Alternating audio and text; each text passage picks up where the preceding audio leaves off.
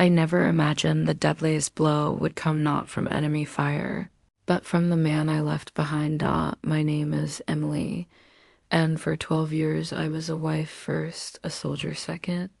Jake and I had built what I felt was unbreakable. Two beautiful kids, Mia, 7, and Ethan, 5. A little house outside Fort Bragg with a white picket fence he painted himself the week before I deployed. He kissed me at the airport like it was just another training exercise, whispering, "Come home to us, baby. We'll be right here." His arms felt like home. My uniform felt heavy, but my heart felt full. I was sent to the Middle East during the height of the Iran Crisis Forward Operating Base Logistics Support. 12-hour shifts in 120-degree heat. Missiles in the distance, sand and everything, but every night I'd video call home. Jake would hold up the kids so they could blow me kisses. "Mommy's fighting the bad guys," he'd say, smiling that crook smile I fell in love with. I lived for those calls. They kept me breathing when the nights got loud and the fear got loud. But little cracks started appearing. The kind you convince yourself are just dust in your eyes. Calls got shorter. He'd glance at something off camera and say, "Work's crazy, babe." Once I heard soft laughter in the background, female laughter, and he quickly ended the call. "Kids are playing," he lied. I told myself I was paranoid. I was the one in a war zone. He was the one holding everything together back home. Then came the night that changed everything. I was sitting on my cot after a 12-hour convoy run, dust still in my hair, when my phone buzzed. Not Jake. It was my best friend Sarah back in North Carolina. The message was just a video. No words. My hands shook as I pressed play. There was my husband, my Jake, standing in our kitchen, the one I had cooked Sunday dinners in, kissing a woman I didn't know, not a peck. A deep, hungry kiss while our daughter's drawing was still taped to the fridge behind them. The timestamp was 3 nights earlier, the same night he told me he was too tired to talk long. I stared at the screen until my eyes burned. The desert wind howled outside my tent, but inside me everything went dead quiet. I had left everything, my babies, my marriage, my life, to serve my country. And he couldn't even serve our vows for 6 months. Asterisk that video shattered me in ways no enemy ever could. I sat there in the dark, tears carving clean lines through the dirt on my face, and I felt every promise we ever made crack open. I called him immediately, voice trembling so hard I could barely speak. "Jake, who is she?" He tried to lie at first. "It's nothing, she's just a friend from the gym." But when I sent him the video, the silence that followed was louder than any explosion. Then he broke.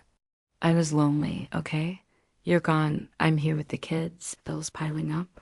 It just happened. Just happened." While I was dodging checkpoints and sleeping with one eye open, my husband was choosing someone else in the house we built together. The pain was physical. My chest felt caved in. I couldn't eat. I couldn't sleep. During patrols, I'd zone out thinking about Mia, asking where Daddy's new friend slept. My battle buddies noticed. One night, Sergeant Reyes found me crying behind the mess tent and just sat with me in the sand. "He doesn't deserve the woman who's out here for all of us," she said, but the words barely landed. I felt broken, exposed, like everything I'd sacrificed was a joke.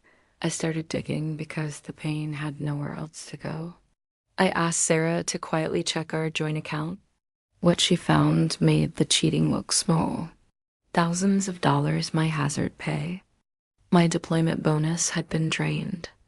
Cash apps, secret credit cards in my name I never applied for. Transfers to an account under the other woman's name, Lila. That was her name. Messages between them popped up when Sarah looked at his old laptop. "Once she's gone for good, we can start over. Her benefits will cover everything." They weren't just cheating. They were stealing my life while I was risking it. I felt the shift inside me then. The tears dried up and something colder took their place. I stopped crying and started recording every call. I saved every screenshot. I sent encrypted files too. Sarah with instructions. If anything happened to me, turn them over.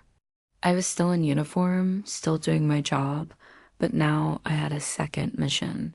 Jake kept calling, begging, gaslighting. It was a mistake. Come home and we'll fix it. But I heard the fear in his voice now. He knew I was changing. And for the first time in months, I felt powerful again.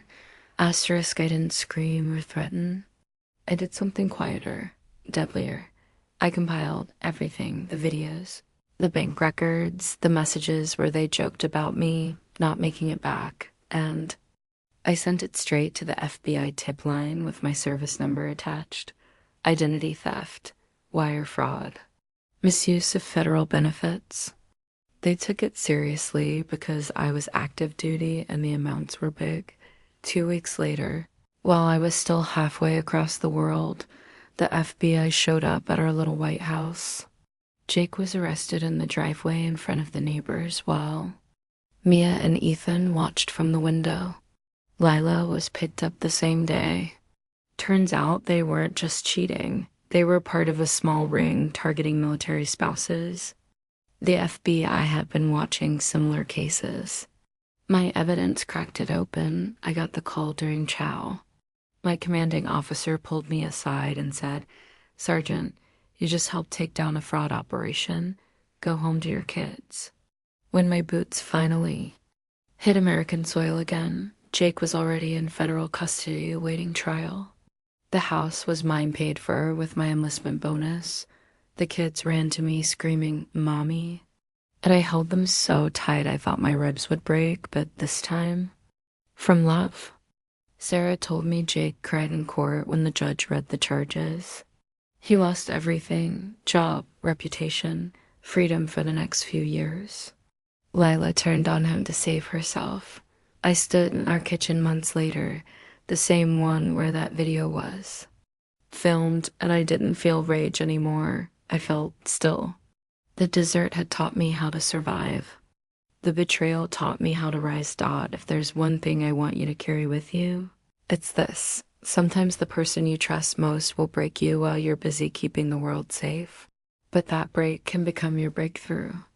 I served my country with honor, and in the end I served myself the same way by refusing to let someone else's weakness define my worth. I still wear the uniform. I still kiss my babies goodnight. And every time the wind blows, I remember the sand and how it never buried me. It only made me stronger. Thank you for listening to my story.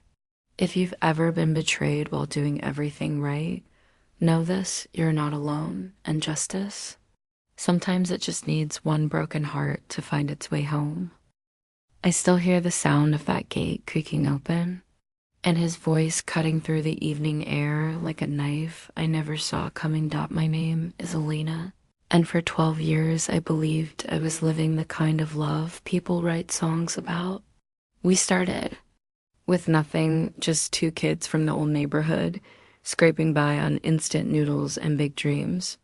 I worked double shifts at the hospital so he could finish his degree. I sold my mother's gold bangles to fund his first startup. Every late night, every sacrifice, I gave it willingly because I thought we were building something unbreakable. Together Daughter House was my fairy tale. White marble floors, a garden I planted with my own hands, and that tall iron gate at the front that always felt like the entrance to the life I had earned. I used to stand at that gate every evening, waiting for his car lights to sweep around the corner. I'd run my fingers over the cold metal and smile, thinking, we made it. But that Thursday evening was different. I had dressed up, really dressed up. A deep emerald gown I'd saved for months to buy, because tonight was supposed to be our night.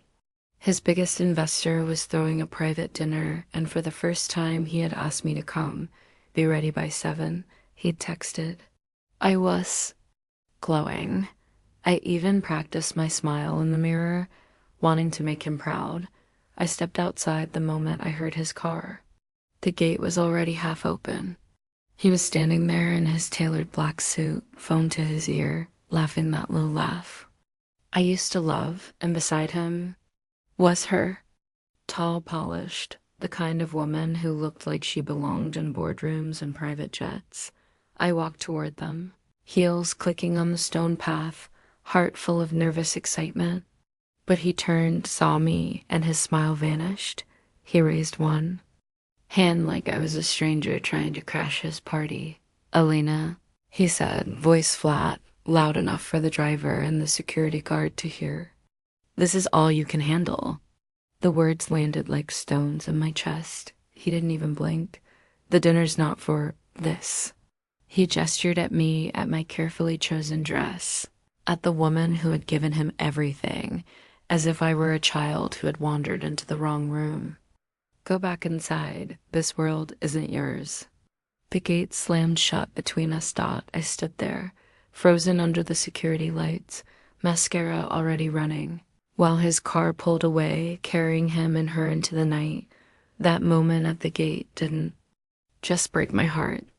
It shattered the entire life I thought we had built. Asterisk, I didn't scream. I didn't throw things. I simply walked back into the house that suddenly felt too big, too empty, and too much like a lie. That night, I sat on the cold marble floor in my emerald gown and cried until there were no tears left. 12 years of my life were played in my head, like a cruel movie. Every time I had said, "I believe in you," while he chased success. Every time I had smiled through exhaustion so he could keep chasing his dreams. And this was how he repaid me. By humiliating me at our own gate, in front of strangers, like I was something embarrassing he needed to hide. The next few days were a blur of pain. I couldn't eat. I couldn't sleep. I kept replaying his words on loop. "This is all you can handle." But pain has a way of sharpening your vision. One sleepless night, I opened his laptop, the one he always left unlocked because he thought I was too simple to understand business. What I found destroyed the last piece of me that still loved him. Messages, hundreds of them, photos, hotel bookings, plans to leave me quietly after the new investment came through. He had already transferred half our savings into an account under her name, the woman from that night. She wasn't just an investor's daughter, she was his partner in every sense. They had been together for almost 2 years while I was still cooking his favorite meals and believing we were forever. I sat there in the dark, reading every cruel word he had written about me. "She's sweet but limited. Good for the past, not for the future." Something inside me cracked, and then it caught fire. I didn't confront him right away. No, I played the part. I smiled when he came home late. I made coffee in the morning like nothing had happened. But behind that smile, I was becoming someone new, someone he had never bothered to notice. I quietly met with a lawyer who specialized in high net worth divorces. I copied every financial record, every message, every transfer.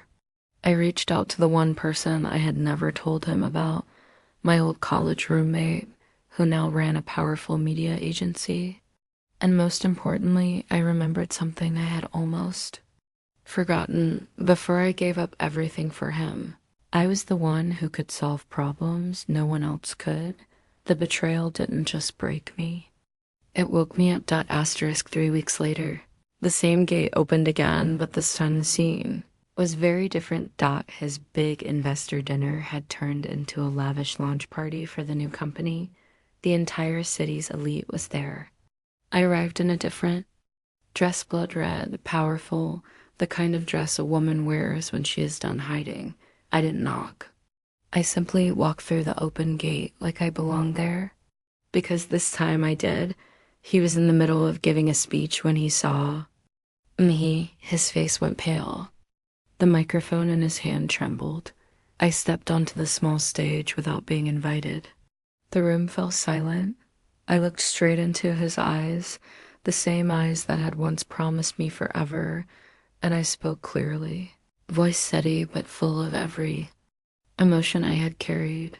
You said at our gate that this world wasn't mine, that this was all I could handle. I smiled, soft and sad. You were wrong. Then I played the audio. His own voice from one of the messages telling her how he was going to leave the limited one once the deal closed. The room gasped. Phones came out. Cameras flashed. Security tried to move me, but the investors stepped forward instead. They had already seen the financial documents. I had anonymously sent them that morning proof that he had been siphoning company funds into a secret account with his mistress Dot by the time the night ended. He had lost the investment, the company, and every ounce of respect he had spent 12 years building. The gate that once slammed in my face was now the place where his empire crumbled. He tried to speak to me as they escorted him out, voice shaking. Elena, please. I looked at him one last time and said the words I had practiced in my heart for weeks. This is all you can handle. I walked away without looking back. Today the house is mine. The garden is blooming again. And I stand at that same gate every evening, not waiting for anyone, but breathing in the quiet strength I finally found inside. Myself, if you ever find yourself humiliated at a gate, whether it's the gate of a home, a career, or a heart, remember this. The person who tries to shrink you is only afraid of how brightly you can shine. I thought love would save me. Turns out, betrayal did, and I have never been more free. I can still hear his smirk in my ears, that low, careless chuckle right before the words left his mouth. My name is Sophia. And for 4 beautiful years, I thought I had found my forever. We met in college. He was the charming guy with big dreams, and I was the quiet girl who believed in love with all her heart. I gave everything to us. I supported him through late-night study sessions, took extra jobs so we could afford our first tiny apartment, and celebrated every small win like it was the biggest victory in the world. I loved him deeply, softly, completely. Our little world felt safe. Friday movie nights on the couch, morning coffee I made just the way he liked, and whispered promises that we would build a beautiful life together. I never asked for much. I just wanted to be enough for him. That evening should have been perfect. We were at his best friend's engagement party, a fancy rooftop venue with city lights sparkling below. I had spent hours getting ready, choosing a soft lavender dress that made me feel elegant and confident. I wanted him to look at me and feel proud, but as the night went on, something felt off. He kept checking his phone, laughing at messages I couldn't see. When I gently asked if everything was okay, he brushed me aside. Later, while we stood near the bar, one of his friends made a joke about how some guys upgrade when they make it. My boyfriend turned to me, that familiar smirk playing on his lips, and said loud enough for the group to hear, "Don't complain, Sophia. This is all you can handle." The words hit me like cold water. Everyone around us laughed awkwardly.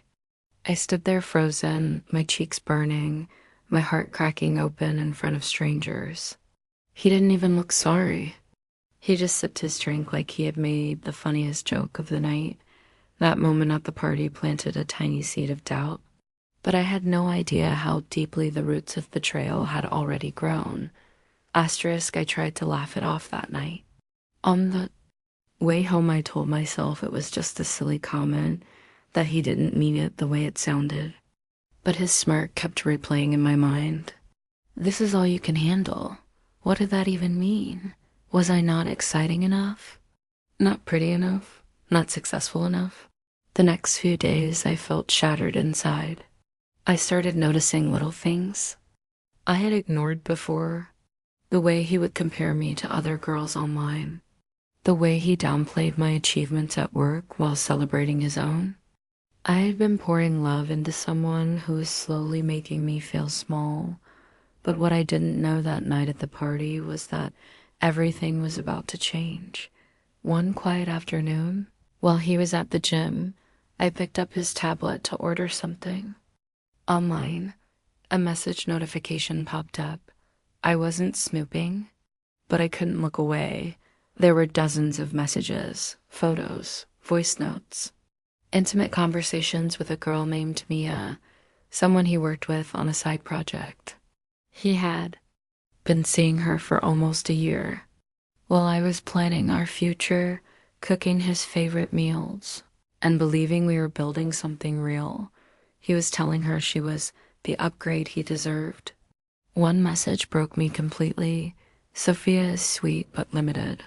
She tries hard, but let's be honest, this is all she can handle. You're on another level. I sat on the floor of our apartment, tears falling silently, reading every word that exposed the truth. He wasn't just joking at the party. He had been emotionally checked out for months, keeping me around because I was comfortable and easy to manage. The pain was overwhelming. I felt broken, invisible, and utterly worthless. Nights became sleepless. I would stare at the ceiling, wondering where I went right wrong. Why wasn't my love enough? Why did he need to humiliate me in public and destroy me in private? But somewhere between the tears and the heartbreak, a quiet strength began to stir. I realized I had spent 4 years shrinking myself to fit his world. I had dreams too. Dreams I had put on hold for him. I stopped crying. I started planning. I quietly gathered every message, every transfer he had made to her, every lie he told. I spoke to a close friend who worked in digital marketing and another who knew employment, laws inside out. For the first time in years, I remembered the capable, ambitious woman I was before I lost myself in loving him. The betrayal didn't just break my heart. It woke me up. 3 weeks later, the same group of friends threw a celebration for his big work promotion, the one he had bragged about for months. He invited me, expecting me to smile and play the supportive girlfriend as always. I arrived looking calm and composed in a sleek black dress. But this time I wasn't there to shrink. Halfway through his proud speech about hard work and vision, I stepped forward. The room quieted. He gave me that same smirk, probably expecting me to say something sweet. Instead, I connected my phone to the projector they were using for photos.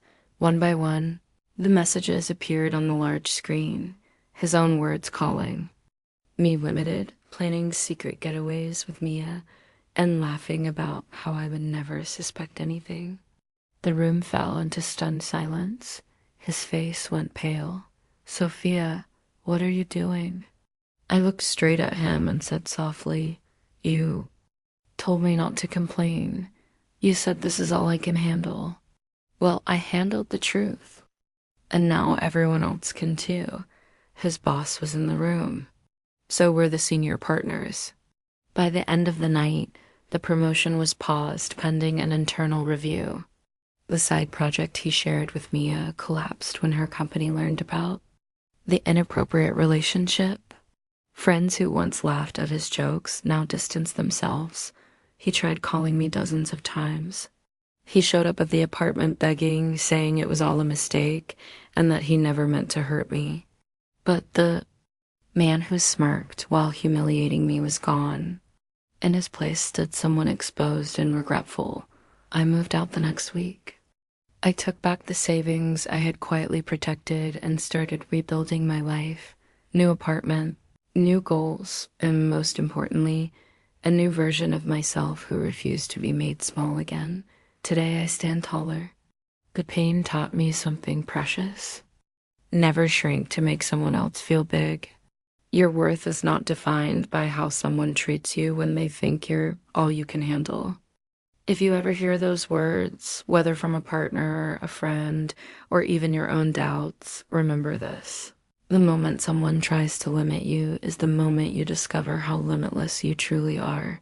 I thought losing him would destroy me. Instead, it set me free, and I have never felt more whole.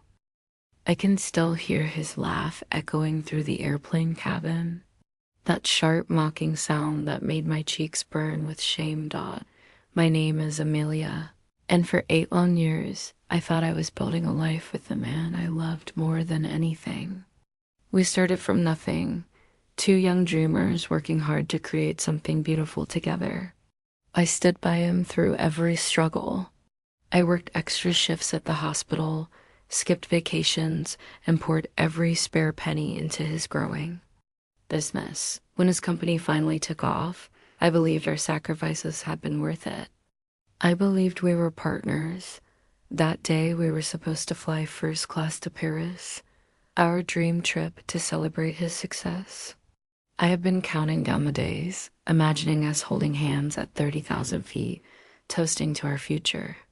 I even bought a soft cream-colored dress just for the flight, wanting to feel elegant beside him, but when we reached the airport, everything changed. At the check-in counter, the attendant smiled politely and said there had been a mix-up with the tickets. Only one first-class seat was available. My boyfriend turned to me with a casual shrug and said, "It's fine, you take economy. I'll see you when we land." I stood there stunned, clutching my boarding pass. Before I could even respond, he laughed, loud enough for the people around us to hear. "Come on, Amelia, don't make a scene. This is where you belong anyway." His words sliced through me like cold air. Passengers nearby glanced away awkwardly. I felt small, exposed, and utterly broken as he walked toward the first-class lounge without looking back. Still chuckling to himself, that laugh at the gate didn't just embarrass me. It revealed the man I had sacrificed everything for. And the painful truth I was about to discover. The flight felt endless. I sat cramped in economy, staring out the tiny window while tears silently rolled down my cheeks. 8 years of love, support, and unwavering loyalty, and this was how he treated me? Like I was an inconvenience. Like I wasn't worthy of sitting beside him anymore. His laugh kept replaying in my mind. "This is where you belong anyway." Those words shattered something deep inside me, but what I didn't know that day was that the real betrayal had started long before we reached the airport. When we finally landed in Paris, he barely waited for me at arrivals. He was already on his phone, laughing with someone else. Over the next few days, the trip I had dreamed about turned into a nightmare. He left me alone in the hotel while he attended business meetings. He criticized everything I wore, every suggestion I made. I felt invisible. One sleepless night in our luxury suite, the one he had upgraded for himself using points I didn't even know he had, I picked up his laptop. I wasn't searching for anything specific until I opened his email messages. Reservations, photos. He had been seeing his business partner's daughter for over a year. While I was working night shifts to help fund his company, he was taking her on secret trips, buying her gifts with the money I had helped earn. In one email, he wrote, "Amelia is sweet, but she's economy class now. You're the first class upgrade I deserve." My heart broke into 1,000 pieces. The man I had loved so selflessly had been planning to leave me quietly once the company was stable. He kept me around because I was reliable and low maintenance. His laugh on the plane wasn't a joke. It was the truth he had been hiding. I spent the rest of that night crying in the bathroom, feeling completely destroyed. How could someone I gave everything to treat me with such cruelty? Yet, in the middle of that pain, a quiet fire began to burn. I realized I had spent years shrinking myself to fit his dreams while forgetting my own.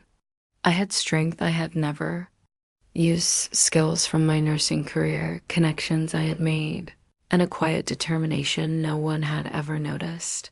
The betrayal didn't just shatter me. It awakened me. We returned home separately. He thought everything was fine, that I would quietly accept my place. But I had already started changing the story. Back in the city, I reached out to an old colleague who now worked in corporate compliance. I carefully gathered every financial record, every suspicious transfer, and every message that showed how he had been mixing personal expenses with company funds. I also spoke with a lawyer friend who specialized in business partnerships. 2 months later, his company was hosting its biggest annual gala, the event where he was supposed to be named CEO. The entire board, investors, and media were invited. He expected me to stand beside him like the supportive partner I had always been. Instead, I arrived alone, calm and composed. During his proud speech about leadership and vision, the large screens behind him suddenly switched. Instead of his prepared slides, they displayed the emails and documents I had anonymously sent to the compliance team earlier that day. His own words calling me economy class appeared in bold letters for everyone to see. The room fell into shocked silence. His face turned pale. The laughter that once humiliated me at the airport was gone. The board called an emergency meeting that very night. By morning, the investigation confirmed he had misused funds and breached trust. He was removed from the company he had built with my sacrifices. His first-class upgrade walked away when the scandal broke. He tried calling me for weeks afterward, his voice shaking with regret. Amelia, I never meant for it to go this far. But the man who laughed at me in economy no longer existed. I left that chapter behind.